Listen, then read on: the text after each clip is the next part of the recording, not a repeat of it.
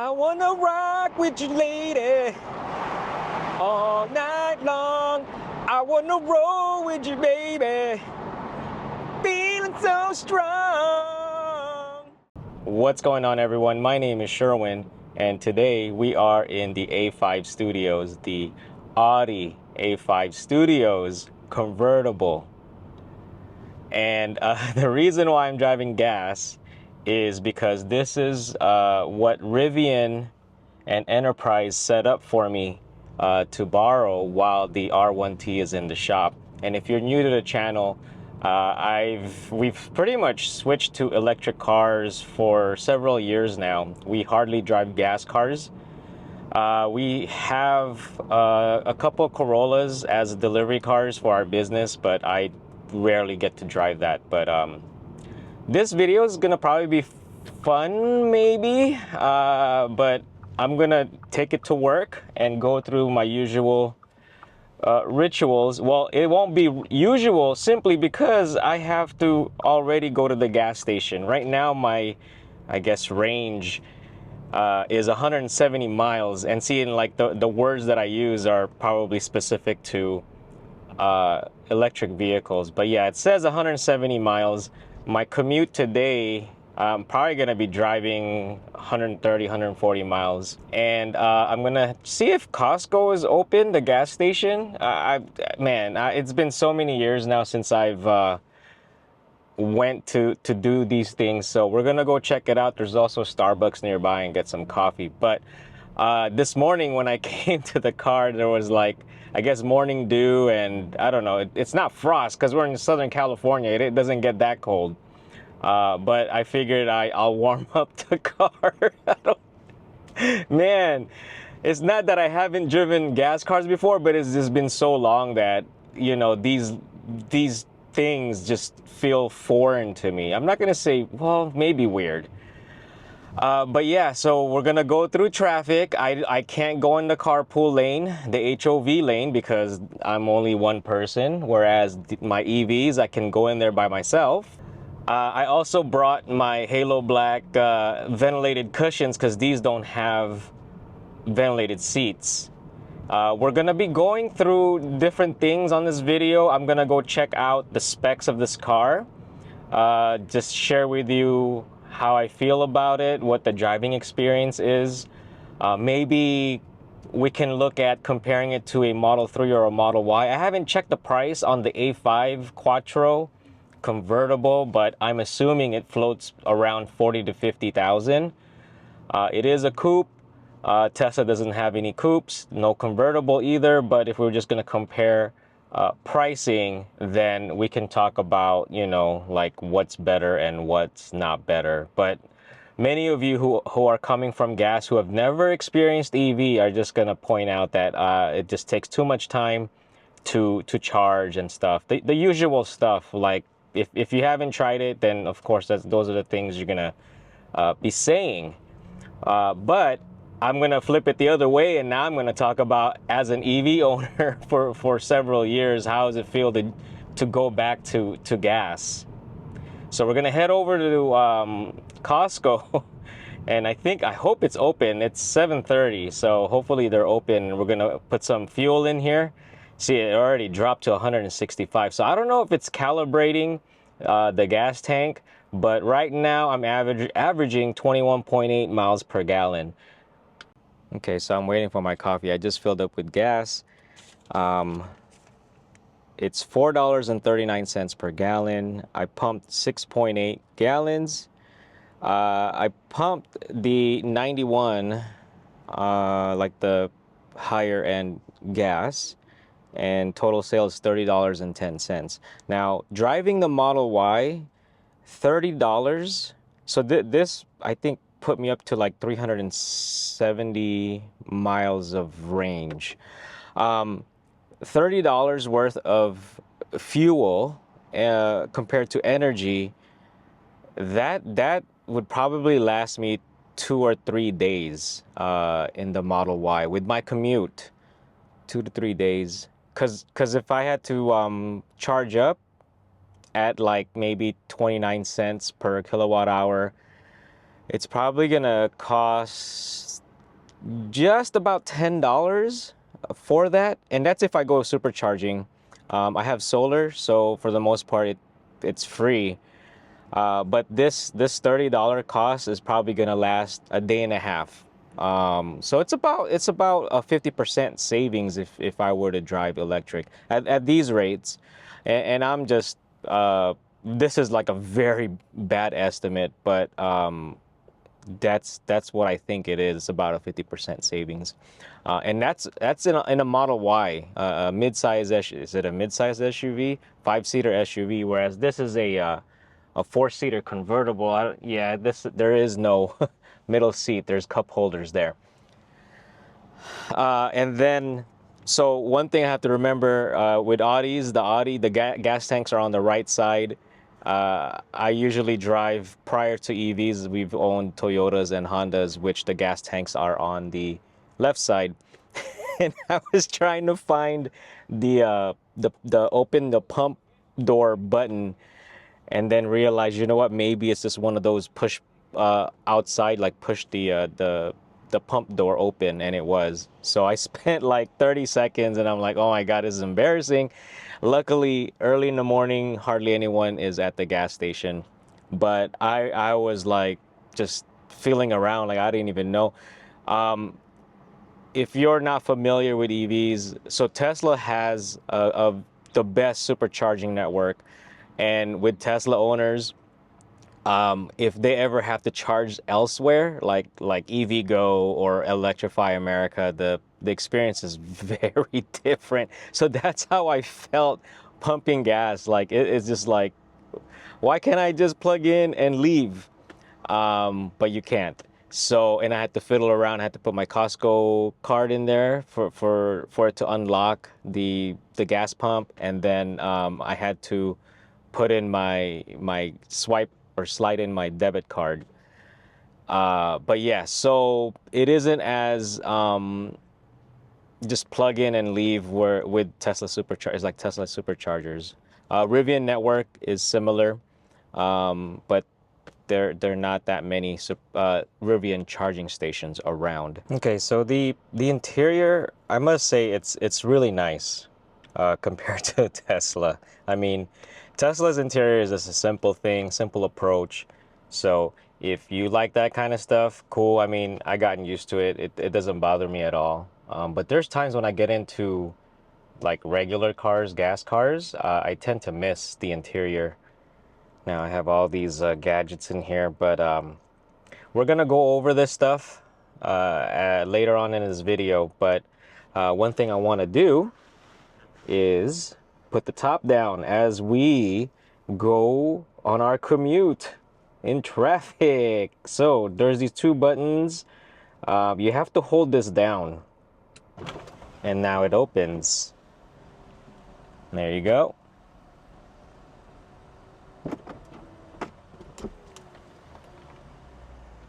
We are at about 65 degrees Fahrenheit in the weather, so it's a pretty good weather to have the top down. And we're gonna begin our commute. No carpooling. Doing this for y'all. All right, so I hope you could hear me okay with the top down. I mean, this is one of the cool things about convertibles, like you get to experience this thing. So, man, I think I'm overexposed because of the sun is just like right there behind me. But yeah, one thing I'm gonna dread right off the bat with not driving an EV is the one pedal driving with LA traffic and stuff. That's gonna be bothering me. And yeah, I think it's just easier to drive an EV. But towards the end of the video, I will give my thoughts on driving a gas car to and from work and doing my usual stuff today. So already we are experiencing traffic. It's starting to slow down already, and man, this is gonna suck. Aside from the one pedal driving, I don't get to use auto steer, which is the free version of what Tesla considers autopilot, or what Tesla calls autopilot. But all it is like a driver assist feature where it keeps you in the lane and it detects objects in front of you, so it'll either accelerate or slow down. My Prius had something similar like that, but it didn't have the lane keep assist, so you still have to pretty much maneuver or drive the vehicle, but it does maintain a certain speed, a certain safe speed. Also, on that Prius, I had to be driving at least 25 miles an hour before it can be activated. Whereas in the Tesla, you can activate it at any time. And the Rivian also has it. I thought I saw like ADAS, assisted driving, on this vehicle, but I didn't really look too much into it. But I'm just gonna drive it like any other gas car without all that stuff. All right, let's go over the spec sheets for this car. Now this is a 2022 Audi A5. The convertible is considered, or it's called, a cabriolet or cabriolet premium quattro. Now the quattro means four in Italian, but it's full-time all-wheel drive. The color is called Brilliant Black. It's a 2022. It's a 4-cylinder engine, 7-speed S-tronic dual clutch automatic. Has paddle shifters on the steering wheel, intercooled turbo gas electric i4 2.0 liter engine, 261 horsepower at 6,300 RPM. Miles per gallon is 23 in the city and 31 in the highway. It has a 15-gallon tank, and these wheels, these are 245 40 18s, the tires. But they are nice looking wheels. Now, I looked up the 2024. They are a little bit more expensive, but this, I believe, retails, or MSRP is about 54,000, I believe. Now, I also looked up to see if there was any adaptive dampening.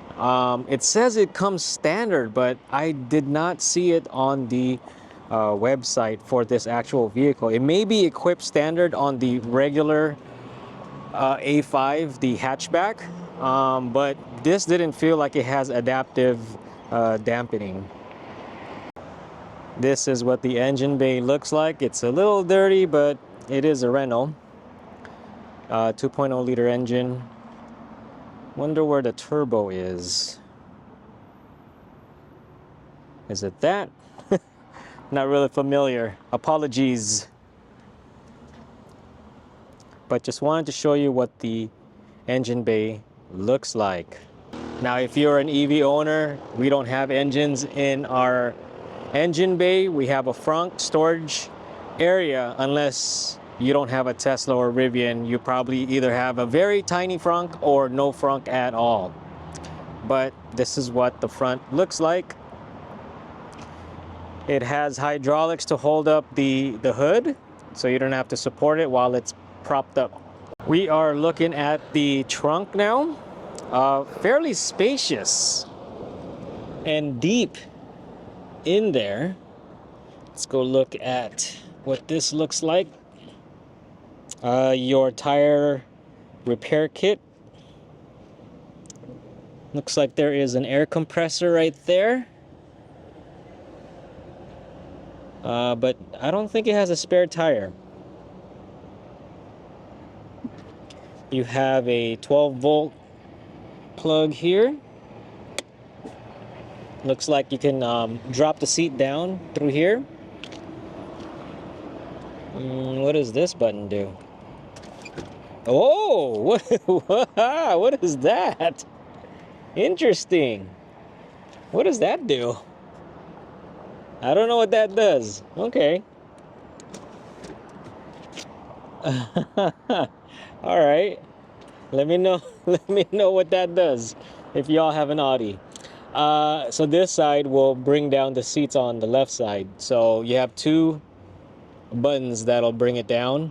Probably a manual to bring it back up. You have hooks here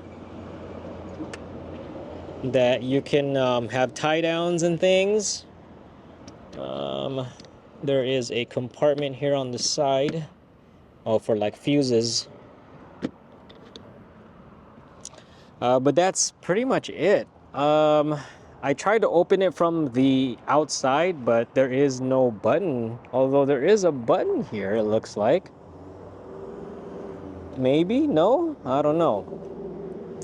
Now this does have a rear camera right there. So when you are reversing, the camera turns on. We're gonna go here to the driver's side. Now these door handles, it looks like there's an indentation. I'm trying to figure out if that's like a button to unlock, but it doesn't work for me. So to open it, you actually have to lift up. See, it lifts up. And I have my ventilated cushion here, but here are the controls. I do like this brown accent here. You have your door unlock, door locks. You have your window controls for windows. You have this window here in the front. It is frameless, similar to Tesla, because it is a convertible, and when you do open the door, it does shift down a little bit, and when you close, the windows roll up automatically, as I will demonstrate here. Did you see that? I don't know if you saw that, but here. See? Oops. There you go. So just like Tesla, the windows roll down a little bit when you open, and then when you close, it closes it a little bit. To get to the back, you have this little pull handle, and there it is. Those are the back. Two-seater, not 5. You have only 2 seats in the back. You have cup holders in between the 2 seats. You have controls there for HVAC in the rear. You got vents. Speakers on the side. Man, it's gonna be hot in here. Okay. We're gonna turn on the car.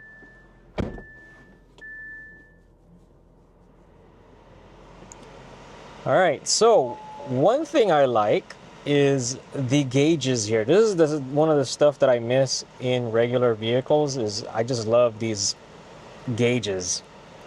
It may not be necessary with EVs, like the RPMs and everything. It's not really necessary. The oil temperature, there is no oil temperature in EVs. And then you don't need the fuel meter because you have it displayed as a percentage or as range in miles, but this one also displays it right up here. We have 340 miles currently. Over here we have the settings for your headlights. You have your auto, off, and then so on and so forth, the usual. I think these are fog lights. And what else? So on the steering wheel, one thing I had to adjust a little bit is the volume control and music control is on the right side of the steering wheel. On my Tesla and Rivian, it's actually on this side. But this side controls the display of the screen right there. Now this screen is a touch screen. And you have a very crappy interface as usual with all these cars, but it does support Apple CarPlay. So many of you are wishing that electric vehicles have CarPlay or Android Auto integration. It really isn't necessary in my opinion because the interface itself is a lot better than your traditional gas cars. But definitely it is needed, it is necessary for gas cars because the UI on these vehicles is really, it's crap. It's really crap.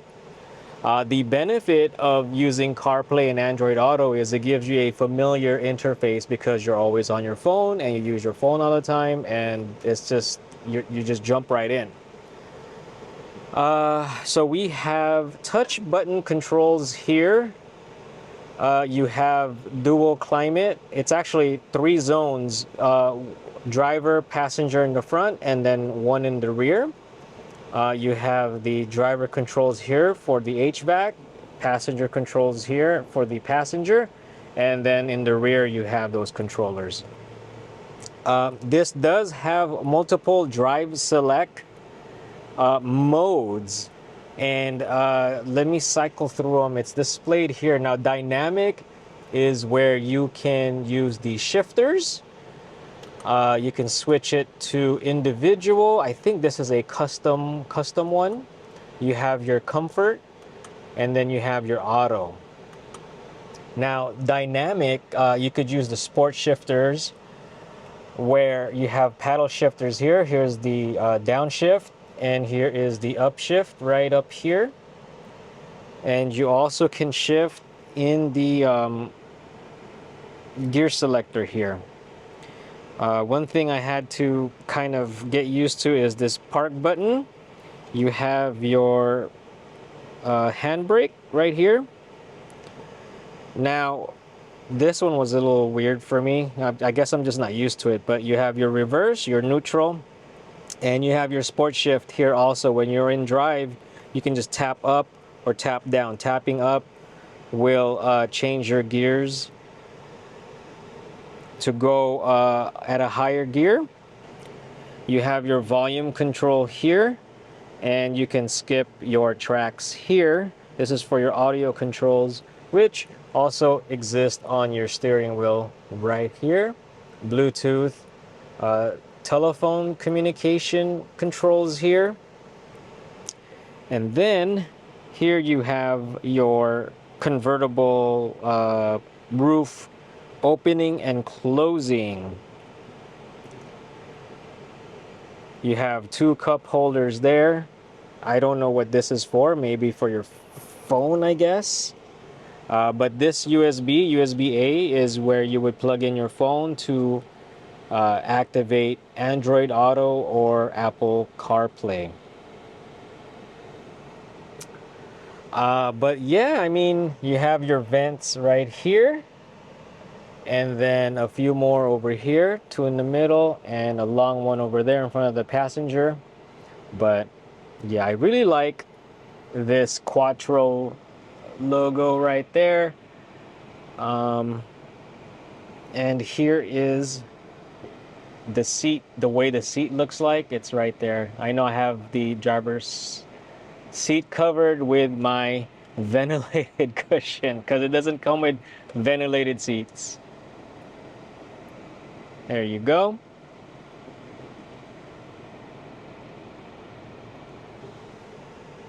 I'm now putting the top down, and it automatically turns off the HVAC system.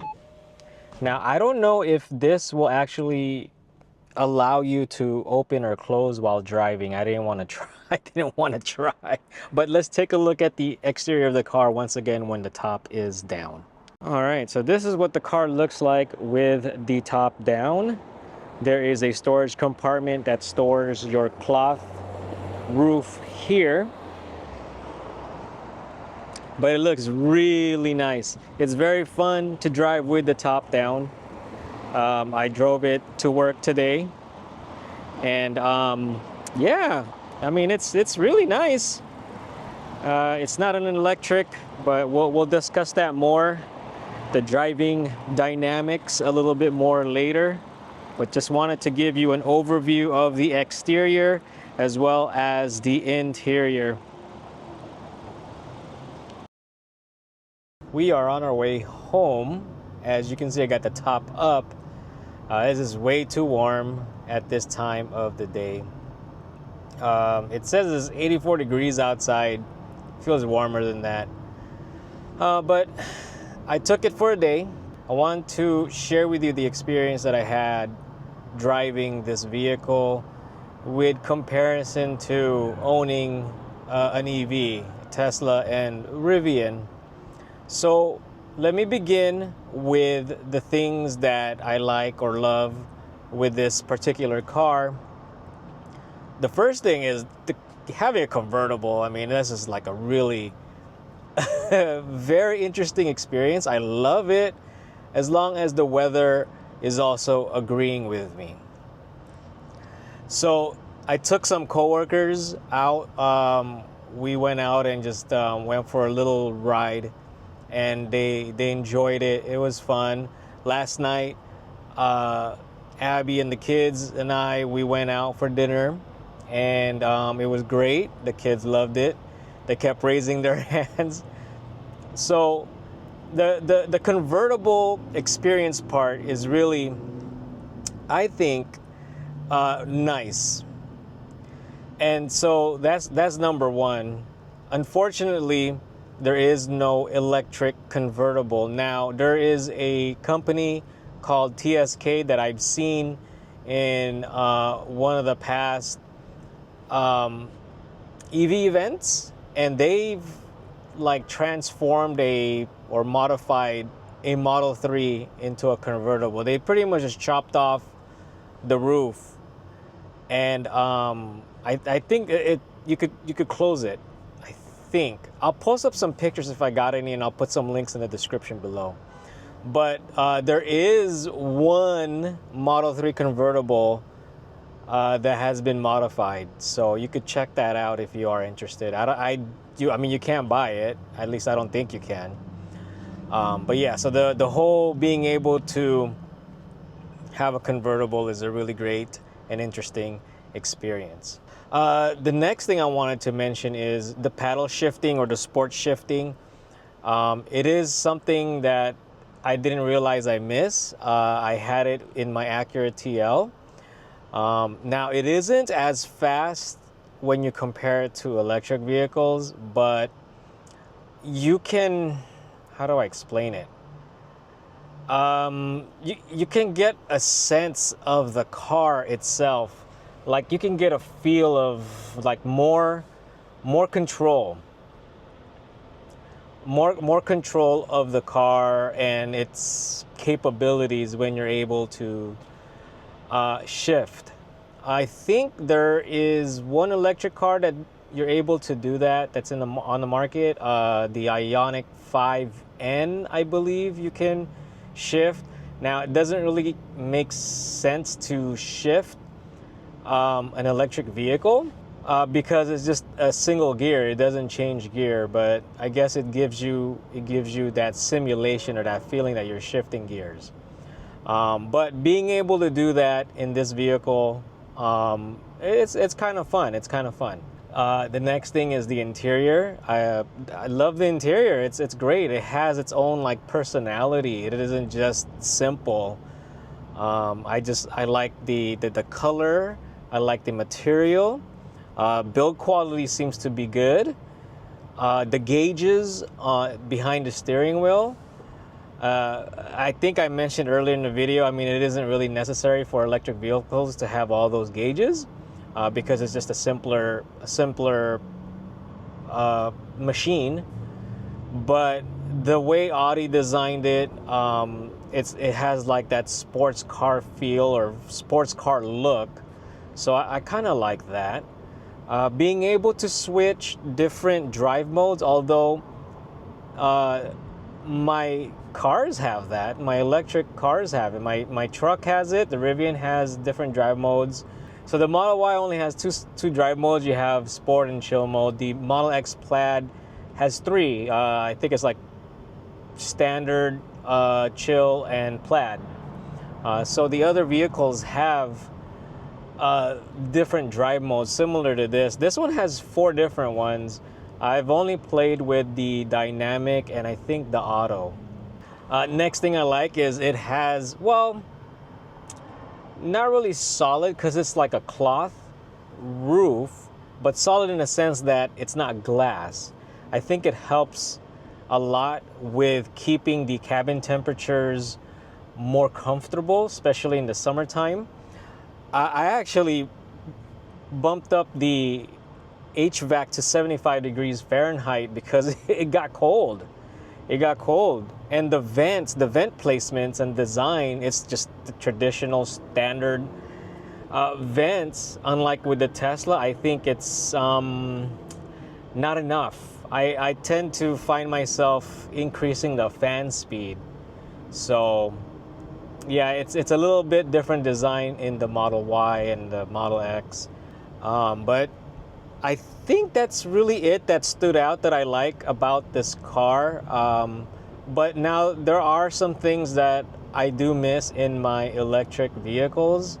So the first thing is I don't know if these things have profiles in them. It probably does. I just haven't figured it out, and I just didn't want to spend too much time in it because I'm not going to be keeping the car for a long time.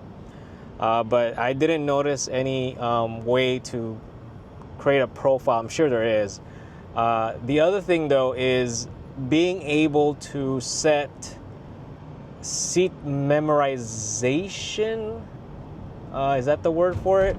So there is like an entry mode for Rivian and Tesla where if you put the car in park, it actually shifts back away from the steering wheel and pedals to give you more room to get in and out of the car. I'm not sure if this vehicle has it. So that's one thing I wish it had. If it did, then I may have missed it. There aren't really any cameras except for the rear view camera when you are backing up. So whenever I'm changing lanes, I mean, I always look over my shoulder anyway, but there aren't any cameras to help you guide your lane changing. It's not a big deal, but just wanted to mention that. There is ultrasonic sensors. I noticed it in the front, and I believe the rear has it as well. So this one is like a in-between thing because the Rivian has it, but the Tesla doesn't, and this doesn't have it. But it's that rear cross-traffic notification alert thing. My old Prius has it. I've mentioned this in previous videos before, but for the price of the vehicle, I mean, it's similar to the Model 3, Model Y like performance. It doesn't have rear cross-traffic sensors or notifications, so I wish it had that. So what that is, if you're not aware, is it actually detects when you're parked and you're backing, like going back to get out of your parking spot. It will detect cross-traffic, like traffic that's driving by that you may hit because you didn't notice it. It would just alert you like, hey, either stop backing up or, warning, there is an oncoming car behind you. So that's something that this car does not have. At least I didn't see it or notice it. So with the cameras that aren't there, there is no Sentry mode or gear guard. If you are not aware what that is, it is Rivian and Tesla's security system where while parked, you can have it record. When it detects movements, when it detects objects that come near the vehicle, send out an alert, or it can start recording. Newer updates of the software will alert your mobile device. But yeah, now maybe it's an unfair comparison because it's kind of impossible to do that with gas cars. Because what are you gonna power it with? Keep the car on and burn gasoline? I mean, that's not good. Are you gonna run it off the 12-volt battery? That you're gonna kill through that battery quick. So that's the advantage of having an electric vehicle. You have the high voltage battery with pretty high capacity to support functionality like having cameras recording at all times. Another thing this thing does not have is ventilated seats. So that's like a 50-50 thing because my Model Y also doesn't have ventilated seats. That's why I brought my ventilated cushion. But it works well, and I think it actually works better in here than it does in the Model Y. Now, my Model X and Rivian R1T have built-in ventilated seats. It's a stock feature that comes with the car. at no additional cost. Now, the onboard like system, the UI, it's really crap, but the beauty part is it does have Apple CarPlay via USB. I believe it also has Android Auto. I didn't test it with that, but it's good to have that capability, just because these legacy cars or these gas cars just have crappy interface. As far as driving, I mean, kind of lackluster coming from an EV. Again, another unfair comparison, but I just wanted to mention it. It is a 2.0 liter engine, turbocharged, but it's not electric. I mean, you're not going to get the same type of performance. With that, I noticed that the suspension is a little bit soft. I thought by changing the drive modes, there's an electronic dampening system, but it doesn't have it, unfortunately. When comparing it to the new Model 3 Performance, the refresh, I believe that has an electronic dampening system where you can adjust the firmness of the suspension. If it had it on this, man, this thing I think would be even more fun to drive. Taking it through the canyons and stuff. But just playing around with it, I think the suspension's a little too soft for my taste, and I wish there was a way to adjust it. I believe I mentioned it earlier in the video that I looked it up and it said it came standard, but I don't know if it came standard with the Cabriolet version or if it came with the Sportback or the hatchback model of the A5. I'm not really sure. Oh, one thing I did forget to mention that I love how this car looks. I really do. Yeah, that's it. I mean, I just love the way it looks. I mean, overall, as far as driving it for today and yesterday, it's a nice car. I'm glad I chose it over another electric car, a Kia. Because I got to experience driving a convertible coupe. I've never driven one before, so that's one check off my list. But yeah, I mean, it's nice, but it's not what I'm looking for in a car, because I've just gotten so used to driving electric vehicles. If someone makes an electric convertible, wow, I think that's gonna sell just like electric minivans. I don't know. I think it would be great if someone would actually make that. But that's pretty much it for this video. I hope you enjoyed this video. It was a very interesting one for me. It was a fun one.